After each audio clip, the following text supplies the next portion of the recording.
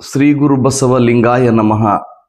ಎನ್ನ ವಾಮಕ್ಷೇಮ ನಿಮ್ಮದಯ, ಎನ್ನ ಹಾನಿ ವೃದ್ಧಿ ನಿಮ್ಮದಯ, ಎನ್ನ ಮಾನ ಅಪಮಾನವೂ ನಿಮ್ಮದಯ, ಬಳ್ಳಿಗೆ ಕಾಯಿ ದಿಮ್ಮಿತ್ತೆ ಕೂಡಲ ಸಂಗಮ ದೇವ. ನಾನು ಎಲ್ಲರೊಂದಿಗೂ ವಿಚಾರಗಳನ್ನು ಹಂಚಿಕೊಳ್ಳುವುದು ವಿವಾದ ಮಾಡಲಿಕ್ಕೆ ಅಲ್ಲ, ನಿಮ್ಮೆಲ್ಲರ ಜೊತೆ ಚರ್ಚಿಸಿ ನನ್ನಲ್ಲಿರುವಂಥ ಅಥವಾ ನಿಮ್ಮಲ್ಲಿರುವಂಥ ಅವಿಚಾರದ ಗುಣಗಳನ್ನು ಸುಟ್ಟು ಬಿಡಬೇಕೆನ್ನುವ ಹಂಬಲ ಹೊರತು ಯಾರನ್ನೋ ದ್ವೇಷಿಸಬೇಕು, ಇನ್ನಾರನ್ನೋ ಟೀಕಿಸಬೇಕು, ಇನ್ನಾರನ್ನೋ ಟೀಕಿಸುವ ಮೂಲಕ ಖುಷಿ ಪಡುವಂಥ ಮನಸ್ಸು ಖಂಡಿತವಾಗಿ ನನ್ನದಲ್ಲ. ನಾನು ಮಾವಿನ ಕಾಯಿಯೊಳಗೊಂದು ಎಕ್ಕೆ ಕಾಯಿ ಅಂತಕ್ಕಂಥ ಅಪ್ಪ ಬಸವಣ್ಣವರ ನಿಲುವಿಗೆ ಬದ್ಧನಾಗಿರತಕ್ಕಂಥವನು.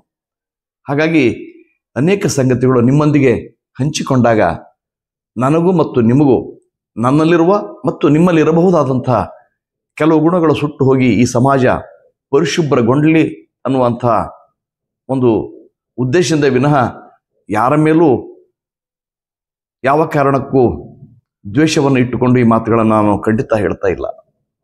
ನಮ್ಮ ದೇಶ ಇತ್ತೀಚಿನ ದಿನಗಳಲ್ಲಿ ಧರ್ಮಾಂಧ ದೇಶ ಆಗ್ತಾ ಇದೆ. ಅಂಧತೆ ಮನುಷ್ಯನಿಗೆ ಬಂದಾಗ ಸಹಜವಾಗಿ ಕಣ್ಣುಗಳು ಕಾಣಿಸುವುದಿಲ್ಲ.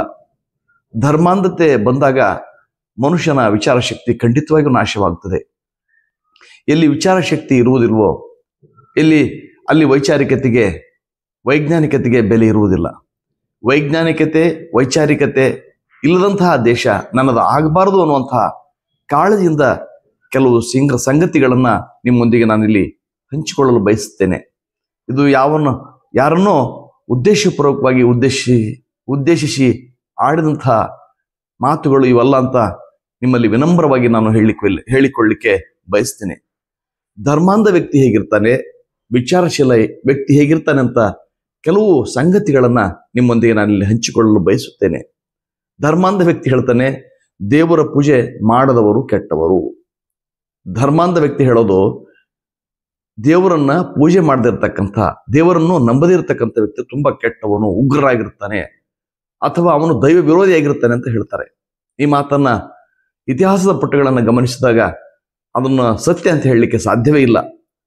12ನೇ ಶತಮಾನದ ಶರಣರು ಹೇಳ್ತಾರೆ, ಅರ್ಚನೆ ಪೂಜನೆ ನೇಮವಲ್ಲ, ಧೂಪಾರತಿ ದೀಪಾವರ್ತಿ ನೇಮವಲ್ಲ, ಮಂತ್ರ ತಂತ್ರ ನೇಮವಲ್ಲ. ಯಾವ್ದು ನಮ್ಮ ಮಂತ್ರ ಆಗಿರ್ಬೇಕಂದ್ರೆ ಪರದನ ಪರಸತಿಗೆ ಎಳಸರ ದಿರ್ಪುದೇ ನೇಮ ಶಂಭುಜಕ್ಕೀಶ್ವರನಲ್ಲಿ ಅಂತ ಹೇಳ್ತಾರೆ. ಹಾಗಾಗಿ ನಾನು ವಿಚಾರಶೀಲ ವ್ಯಕ್ತಿಯ ಪರವಾಗಿರ್ತೇನೆ ಹೊರತು ಧರ್ಮಾಂಧತೆ ಪರವಾಗಿ ಅಲ್ಲ. ಮತ್ತೆ ಇನ್ನೊಂದು ಕಡೆ ಧರ್ಮಾಂಧರು ಹೇಳ್ತಾರೆ, ಯಾವ ಹಿಂದಿನಿಂದ ನಡೆದು ಬಂದಂಥ ಪದ್ಧತಿಗಳಾವಲ್ಲ ಅವನ್ನ ಯಾರು ಪ್ರಶ್ನೆ ಮಾಡಬಾರ್ದು, ಅವನು ಕೇವಲ ಅನುಸರಿಸಬೇಕು ಅಂತ ಹೇಳ್ತಾರೆ. ಆದರೆ ವಿಚಾರಶೀಲರು ಹಾಗಲ್ಲ, ಪ್ರತಿಯೊಂದನ್ನು ಪ್ರಶ್ನಿಸಬೇಕು. ಪ್ರಶ್ನಿಸದೆ ಯಾವ ಮಾತುಗಳನ್ನು ಕೂಡ ಒಪ್ಪಿಕೊಳ್ಳಬಾರ್ದು ಅಂತ ವಿಚಾರಶೀಲರು ಹೇಳ್ತಾರೆ. ನಮಗೆ ವಿಚಾರಶೀಲತೆ ಬೇಕೋ ಧರ್ಮಾಂಧತೆ ಬೇಕೋ ನಾವು ಆಯ್ಕೆ ಮಾಡಬೇಕು. ಹಿಂದೊಮ್ಮೆ ದೇವರು ಈ ಭೂಮಿಯನ್ನು ಸೃಷ್ಟಿ ಮಾಡಿದ್ದಾನೆ, ಈ ಭೂಮಿಯನ್ನು ಅಷ್ಟದಿಕ್ಪಾಲಕರು ಒತ್ತುಕೊಂಡು ನಿಂತಿದ್ದಾರೆ ಅಂತ ಈ ಧರ್ಮಾಂಧರು ಹೇಳಿದರು.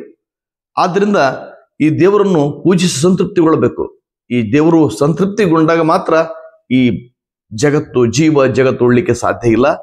ಹಾಗಾಗಿ ದೇವರನ್ನು ಪೂಜೆ ಮಾಡಬೇಕು, ಭೂಮಿಯನ್ನು ಪೂಜೆ ಮಾಡಬೇಕು, ಸೂರ್ಯನನ್ನು ಪೂಜೆ ಮಾಡ್ಬೇಕಂತ ಕೆಲವರು ಸಂಪ್ರದಾಯವಾದಿಗಳು ಧರ್ಮಾಂಧ ವ್ಯಕ್ತಿಗಳು ಹೇಳ್ತಾ ಬಂದರು. ಆದರೆ ವಿಚಾರಶೀಲ ವ್ಯಕ್ತಿಗಳು ಹೇಳುವುದೇ ಬೇರೆ. ಭೂಮಿ ಪ್ರಕೃತಿಯ ಕೊಡುಗೆ, ಭೂಮಿಯನ್ನು ಯಾರು ಹೊತ್ತು ನಿಂತಿಲ್ಲ, ಗುರುತ್ವಾಕರ್ಷಣೆಯ ಬಲದ ಮೇಲೆ ನಿಂತಿದೆ. ಪೂಜೆ ಮಾಡಿದರೂ ಬಿಟ್ಟರೂ ಅದರಿಂದ ಭೂಮಿಗಂತೂ ಯಾವ ರೀತಿಯ ಪ್ರಯೋಜನ ಇಲ್ಲ ಅಂತ ವಿಚಾರವಾದಿಗಳು ಹೇಳಿದರು. ನಿಜ ಅನಿಸ್ತದೆ, ಭೂಮಿಯನ್ನ ಯಾರು ಹೊತ್ತು ನಿಂತಿಲ್ಲ, ಅಷ್ಟದಿಕ್ಪಾಲಕರು ಇಲ್ಲ, ಗುರುತ್ವಾಕರ್ಷಣೆ ಬಲದಿಂದ ನಿಂತದ್ದು ಸತ್ಯ ಇದೆ. ಸತ್ಯವನ್ನ ಒಪ್ಪಿಕೊಳ್ಳುವಂತಹ ಎದೆಗಾರಿಕೆ ನಮಗೆ ಬೇಕು. ಸತ್ಯವನ್ನ ಒಪ್ಪಿಕೊಳ್ಳುವ ಎದೆಗಾರಿಕೆ ಇಲ್ಲದೆ ಪ್ರಶ್ನೆ ಮಾಡಲೇಬೇಡ ಅಂತ ಹೇಳ್ತಕ್ಕಂಥ ಜನಗಳಿಂದ ನಾವು ಅನೇಕ ಕಿರುಕುಳಗಳಿಗೆ ಒಳಗಾಗಿದ್ದೇವೆ. ನೋಡಿ, ಧರ್ಮಾಂಧ ವ್ಯಕ್ತಿ ಏನೇ ಮಾಡ್ತಾರೆ ಅಂದ್ರೆ ಸಾಕ್ರಟಿಸನಿಗೆ ವಿಷ ಕುಡಿಸಿದ್ರು.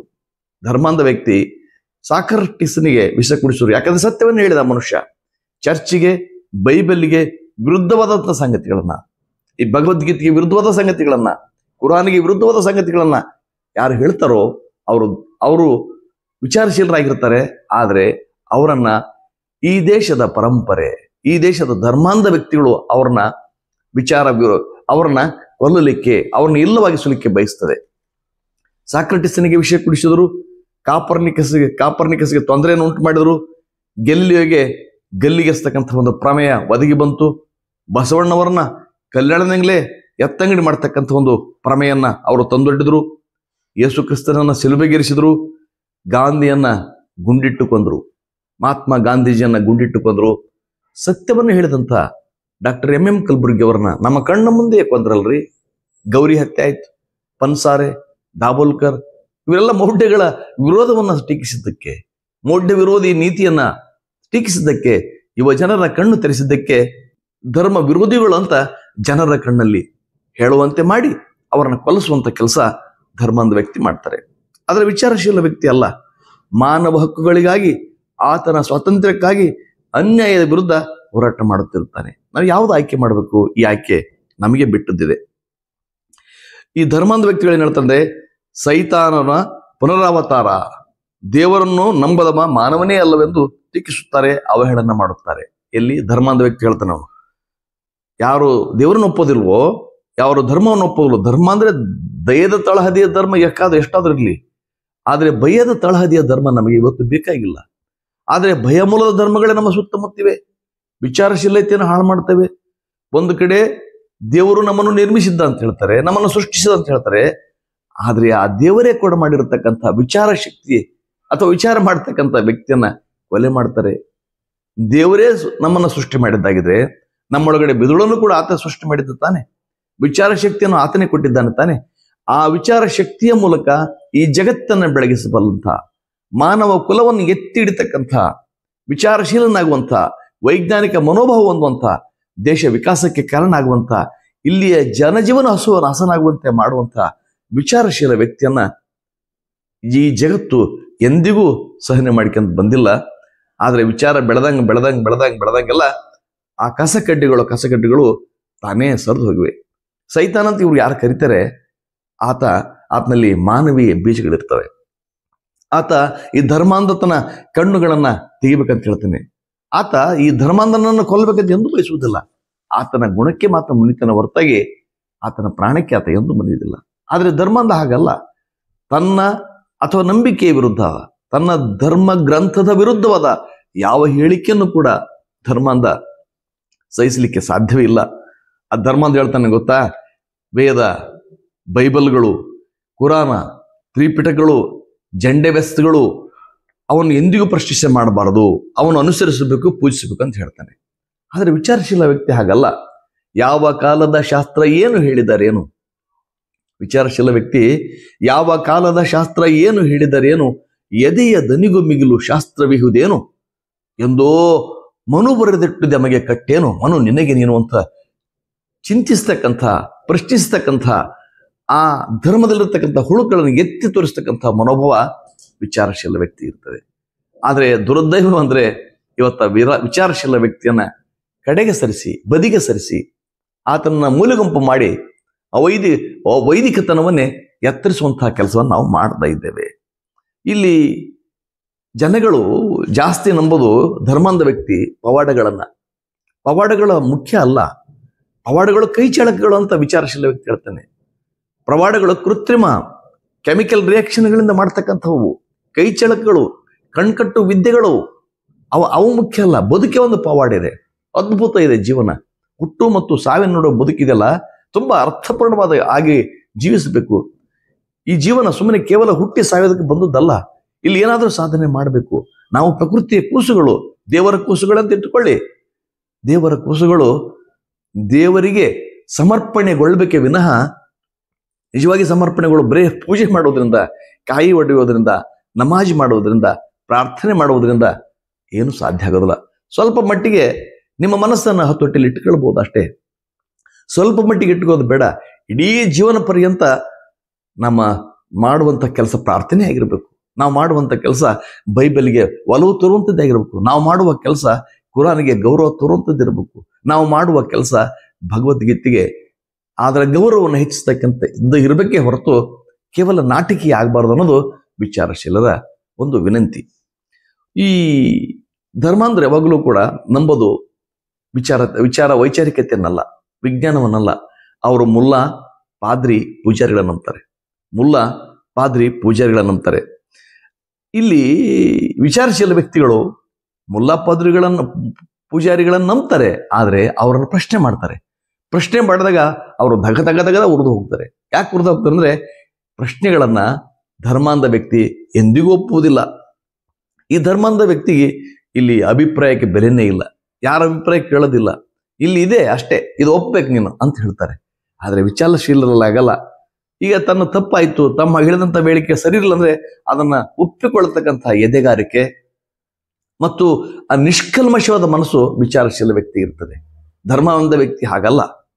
ಧರ್ಮಾಂಧ ವ್ಯಕ್ತಿಗೆ ತಾನು ಹೇಳಿದ್ದೇ ಸತ್ಯ, ಆ ಪುಸ್ತಕದಲ್ಲಿ ಬರೆದದೇ ಸತ್ಯ, ಉಳಿದೆಲ್ಲವೂ ಮಿಥ್ಯ, ನೀನು ಆ ದೇವರಿಗಿಂತ ಮಿಗಿಲ ಅಂತಕ್ಕಂಥ ಮನೋಭಾವ ಈ ಧರ್ಮಾಂಧ ವ್ಯಕ್ತಿ ಇರ್ತದೆ. ಧರ್ಮಾಂಧ ವ್ಯಕ್ತಿ ಹೇಳೋದು ಯಾವಾಗಲೇ ಇದು ಸುಮ್ಮನೆ ಅಲ್ಲಿದೆ ನಮ್ಮನೆ, ಇದು ಸುಮ್ಮನೆ ಅಲ್ಲಿದೆ ನಮ್ಮನೆ ಅಂತ ಹೇಳ್ತಾರೆ. ಎಂತ ಮೋಸರಿ ಇದು! ಹುಟ್ಟು ಮತ್ತು ಸಾವಿನ ನಡುವಿರತಕ್ಕಂಥ ಜೀವನ ಸುಳ್ಳ? ಇಲ್ಲಿ ಸಂಬಂಧಗಳ ಸುಳ್ಳ? ಪ್ರೀತಿ, ವಿಶ್ವಾಸ, ಬಂಧುತ್ವದಿಂದ ಇರೋದು ಸುಳ್ಳ? ಪರಸ್ಪರ ಗೌರವದಿಂದ ಇರೋದು ಸುಳ್ಳ? ಈ ಸಮಾಜವನ್ನ ವಿಚಾರಗಳಿಂದ, ವೈಜ್ಞಾನಿಕತೆಗಳಿಂದ ಮನುಷ್ಯದ ಘನತೆ, ಗೌರವವನ್ನು ಹೆಚ್ಚಿಗೆ ಮಾಡಕ್ಕಂತ ಹೊರಟದ್ದು ಸುಳ್ಳ? ಇದನ್ನೇ ವಿಚಾರಿಸಿಲ್ದ್ರೆ ಹೇಳಿದ್ರೆ ಧರ್ಮಾಂಧ ಇದು ಸುಳ್ಳು, ಅದು ಸತ್ಯ ಅಂತ ಹೇಳ್ತಾರೆ. ಈ ಸತ್ಯವನ್ನ ನಾವು ಮನಗಾಣಬೇಕಾಗಿದೆ. ಮತ, ವಿಜ್ಞಾನ, ವಿಚಾರಶೀಲತೆಯನ್ನ ಎಂದಿಗೂ ವಿರೋಧಿಸ್ತದೆ ಇದು. ಧರ್ಮಾಂಧರು ಇದನ್ನು ವಿಚಾರ ಮಾಡ್ತಾರೆ, ಧರ್ಮಾಂಧರು ಇದನ್ನು ವಿರೋಧಿಸ್ತಾರೆ. ಆದರೆ ವಿಜ್ಞಾನ ಮತ್ತು ವಿಚಾರಶೀಲತೆಯ ಸಮಾಜ ಬೆಳವಣಿಗೆ ಮುಖ್ಯ ಕಾರಣ ಅಂತ ನಮ್ಮನ್ನ ಕಣ್ತರಿಸ್ತಕ್ಕಂಥ ವಿಚಾರಶೀಲ ವ್ಯಕ್ತಿಗಳು ಹೇಳ್ತಾರೆ. ನೋಡಿ, ಒಂದ್ ಕಡೆ ಆಗಿನ ಸಂದರ್ಭದಲ್ಲಿ ಮ್ಯಾಗೆಲ್ ಅಂತಕ್ಕಂಥ ವ್ಯಕ್ತಿ ಜಗತ್ತು ಸುತ್ತಲಿಂದ ಹೊರಟ.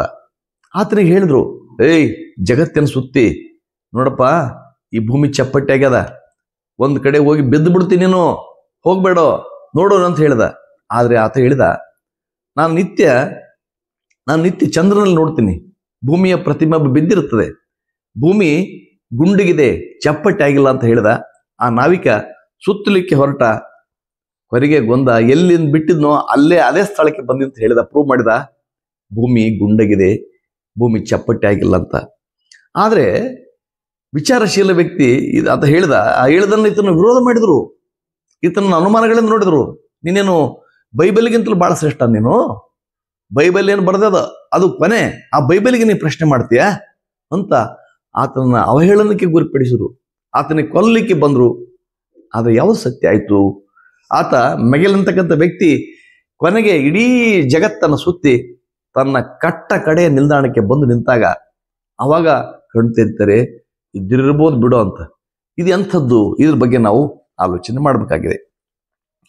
ಈ ಬೈಬಲ್, ಕುರಾನ್ ಇವೆಲ್ಲವೂ, ಬೈಬಲ್ ಆಗಲಿ, ಕುರಾನ್ ಆಗಲಿ, ಅಥವಾ ಇವತ್ತಿನ ಈ ಭಗವದ್ಗೀತೆ ಆಗಲಿ, ಇವ್ರು ದೇವರೇ ಸೃಷ್ಟಿ ಮಾಡಿದ ಅಂತ ಹೇಳ್ತಾರೆ. ದೇವರು ಹೆಂಗ್ ಬರೀತಾನೋ ನನಗಂತ ಗೊತ್ತಿಲ್ಲ. ದೇವರು ಬರೆಯೋಕ್ಕೆ ಭಾಷೆಗಳು ಬೇರೆ ಬೇರೆ ಇರಬೇಕಲ್ಲ. ಕುರಾನು ಆ ಭಾಷೆ ಬೇರೆ ಇದೆ, ಬೈಬಲ್ ಭಾಷೆ ಬೇರೆ ಇದೆ, ಭಗವದ್ಗೀತೆ ಭಾಷೆ ಬೇರೆ ಇದೆ. ಇದು ಜನಸಾಮಾನ್ಯರು ಆಡೋ ಭಾಷೆ ಅಲ್ಲ. ಅವ್ರಿಗೆ ದೇವರಿಗೆ ಒಂದು ಲಿಪಿನೇ ಬೇರೆ ಇದೆ ಅಂತ. ಈ ದೇವರು ಇದ್ರೆ ಎಲ್ಲ ರೀತಿ ಒಂದೇ ರೀತಿ ಇರ್ಬೇಕಾಗಿತ್ತಲ್ಲ, ಒಂದೇ ಭಾಷೆ ಇರ್ಬೇಕಾಗಿತ್ತಲ್ಲ.